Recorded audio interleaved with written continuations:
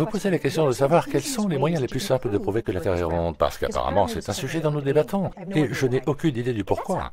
C'est même une chose difficile pour moi de commencer à en parler, parce qu'il y a tellement de preuves que la Terre est ronde qu'il est difficile de savoir par où commencer. Et ce n'est pas OK de penser que la Terre est plate. Ce n'est pas un argument viable. Pour commencer, si vous croyez vraiment que la Terre est un triangle ou un dodécaèdre, cela est tout à fait OK, et c'est votre droit de le faire. Nous avons tous le droit d'avoir nos propres opinions, croyances, expériences, intuitions et discernements, quelle que soit la fréquence ou l'étendue de leur acceptation. Dire d'emblée aux gens que le fait d'avoir une perspective différente de la vôtre n'est, je cite, « pas acceptable » est incroyablement narcissique, abusif, et n'est qu'une tentative d'infantilisation de l'auditeur en lui faisant accepter le fallacieux rappel à l'autorité. Il est tout à fait normal de remettre en question la forme de la Terre. En fait, la méthode scientifique elle-même exige un questionnement constant et des expérimentations pour obtenir des conclusions de plus en plus précises. Une fois que le postulat scientifique se solidifie en un dogme incontestable, il devient religion et non science. Et les gens qui exigent votre allégeance à leur dogme, comme Michel ici, agissent bien plus comme des prêtres évangélistes que comme de vrais scientifiques. La NASA elle-même a déjà modifié la prétendue forme de la Terre 3 fois dans sa courte histoire, en nous disant tout d'abord que nous vivons sur une sphère parfaite, puis en changeant de forme pour devenir une sphère aplatie au pôle, puis se transformant à nouveau en une poire sphéroïde boursouflée à l'hémisphère sud. J'ai des amis qui ont été sur la Station spatiale internationale et qui ont fait le tour de la Terre une fois toutes les 90 minutes. Vous savez, j'ai eu une expérience personnelle avec des gens qui ont été dans l'espace et qui ont pu voir de leurs propres yeux que la Terre était ronde. Et bien sûr, de nombreuses images étonnantes de l'espace ont été prises. Et elles sont si belles, toutes ces photos de la Terre. Je ne sais donc vraiment pas ce qui se passe en ce moment avec cette idée que la Terre est plate. Ici, Michel nous livre avec condescendance 2 autres exemples de sophisme, à savoir le oui-dire et un autre rappel à l'autorité. Parce qu'elle connaît un type, un acteur franc-maçon genre Étoile de l'Est et non son ami qui prétend que la Terre est une boule toupie, Michel veut que nous acceptions ce genre de rumeurs de seconde main comme preuve scientifique. Puis elle rigole et parle d'images. Ce genre de photos, vous voulez dire? Ou celle-ci? Il a été directement demandé à Michel de pouvoir scientifiquement prouver son affirmation, et les 2 premières preuves qu'elle donne sont parce que les autres le pensent, les autres le disent, et parce qu'il y a des images. Bien, Michel, je sais que vous le savez déjà, mais les gens peuvent mentir. Les images peuvent être truquées, et aucune de celles-ci ne peuvent être acceptées comme preuves scientifiques. Alors pourquoi tournez-vous autour de cette question à l'aide de sophismes et de condescendance, au lieu de simplement fournir des preuves concrètes de votre affirmation?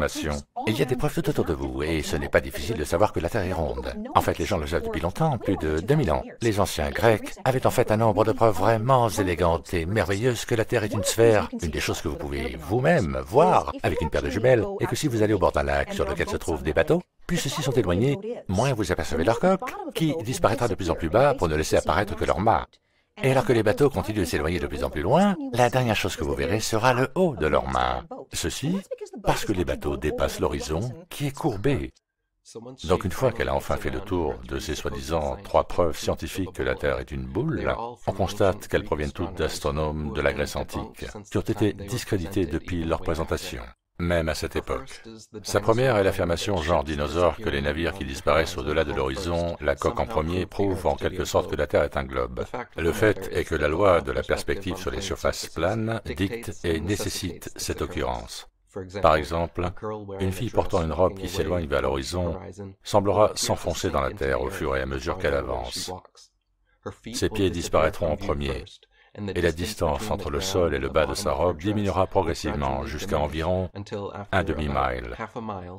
Il semble que sa robe touche le sol alors qu'elle marche avec des jambes invisibles. La même chose se produit avec les voitures qui s'éloignent à grande vitesse. Les essieux s'abaissent progressivement et les roues disparaissent, jusqu'à ce qu'il semble que la voiture glisse sur sa carrosserie. Tel est le cas sur les surfaces planes. Les parties les plus basses d'un objet qui s'éloigne d'un point d'observation donné disparaissent nécessairement avant ses parties les plus hautes. Aujourd'hui, avec les télescopes et les appareils photo modernes, nous pouvons également le prouver en zoomant avec succès sur les navires qui ont dépassé l'horizon, ce qui les ramène complètement à la vue, la coque et tout le reste. Maintenant, une autre manière de constater que vous êtes sur une sphère est de se demander comment il existe sur une Terre une chose appelée les tropiques.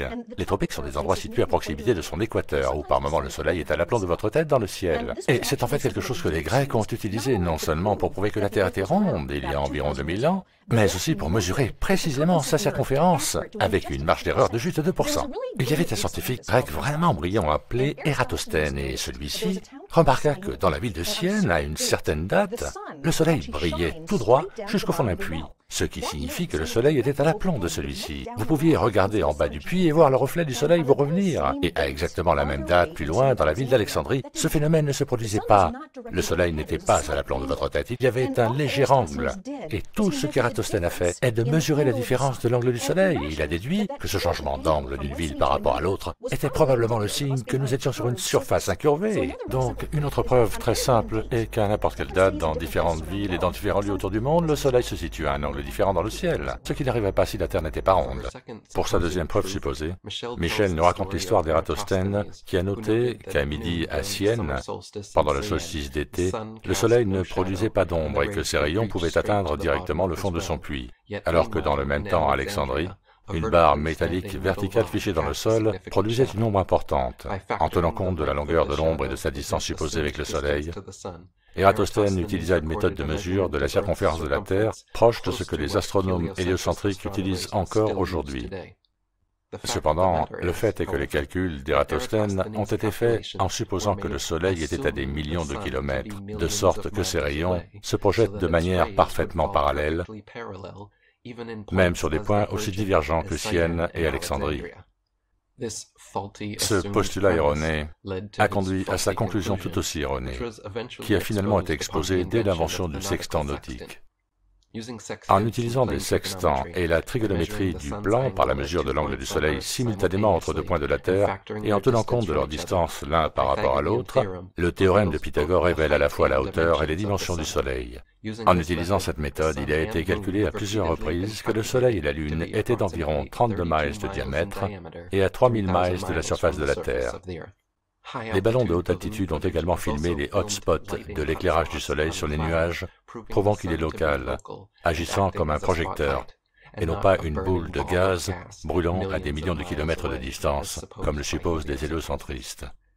Après Ératosthène, la théorie du globe terrestre a complètement disparu de la pensée philosophique et de l'histoire enregistrée pendant près de 2 millénaires.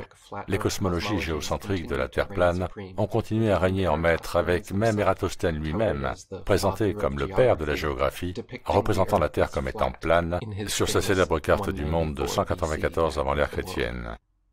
Et il y a d'autres preuves qui sont un peu plus obscures, mais en fait vraiment charmantes, et l'une d'elles consiste à observer ce qui se passe pendant une éclipse lunaire. Bon, une éclipse lunaire se produit lorsque la Terre projette son ombre sur la Lune. Ce qui se passe dans ce cas, c'est que le Soleil est d'un côté de la Terre, celle-ci est au milieu, et c'est la Terre, l'ombre de la Terre qui est projetée sur la Lune, et alors que l'ombre se déplace sur la Lune, vous remarquerez que l'ombre est incurvée, elle est ronde. Donc quelque chose comme le Soleil qui est plus grand que la Terre et est capable de projeter l'ombre de la Terre sur la Lune peut en fait vous indiquer la forme de la Terre.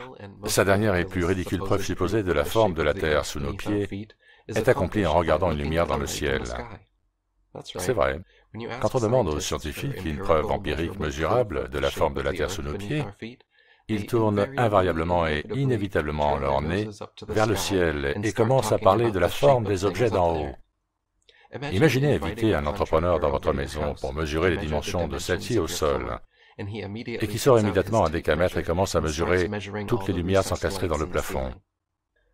Aujourd'hui encore, les héliocentristes proposent cet argument comme preuve d'une Terre sphérique, en prétendant que pendant des éclipses lunaires, le Soleil, la Terre et la Lune s'alignent parfaitement à 180 degrés, comme trois boules de billard, permettant au Soleil de projeter l'ombre de la Terre sur la Lune.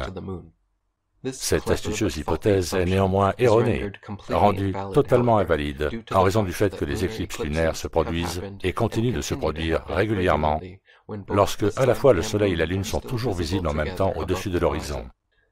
Dès l'époque de Pline l'Ancien, il existait des enregistrements d'éclipses se produisant alors que le Soleil et la Lune étaient visibles dans le ciel et continuent à être enregistrés par la Société royale d'astronomie aujourd'hui.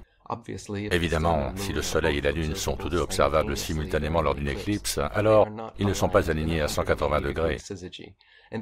Il est donc impossible que le Soleil puisse projeter l'ombre de la Terre sur la Lune, et une autre explication doit être recherchée.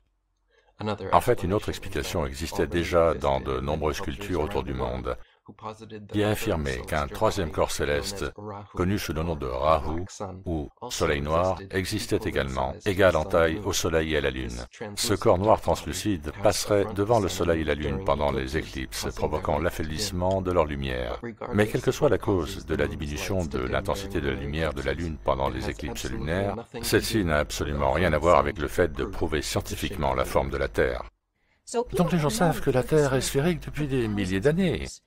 Il n'est pas correct de dire que la Terre est plate. C'est une sorte d'étrange déni et je ne sais pas d'où il vient. Et c'est une question qui continue d'être posée, cette question. Nous devons vraiment y mettre un terme. Parce que nous savons que la Terre est une sphère depuis longtemps. J'ai en fait dit cela à quelqu'un et je ne pouvais pas croire qu'il n'y avait jamais pensé. Vous savez qu'avec des jumelles, vous pouvez voir les planètes. Vous pouvez voir Saturne et Jupiter, vous pouvez aussi voir Mars avec un télescope. Le Soleil et la Lune et tout le reste du système solaire sont des sphères. Nous serions donc la seule chose différente. Vous savez, en fait, ceci incite les gens à s'intéresser davantage, à écouter des informations qui font réfléchir et qui disent, tu sais, tu as raison. Et vous savez, les images de tout le reste montrent une sphère. Et à nouveau, le rappel fallacieux au ciel. Le seul endroit où l'on voit des sphères dans le ciel est dans les photos et vidéos CGI de la NASA. Quand des astronomes amateurs photographient et enregistrent les étoiles et planètes, voilà ce que nous voyons. Celle-ci est-elle une sphère? Et celle-ci? Et même s'il s'agissait de sphères, qu'est-ce que cela a à voir avec la forme de la Terre?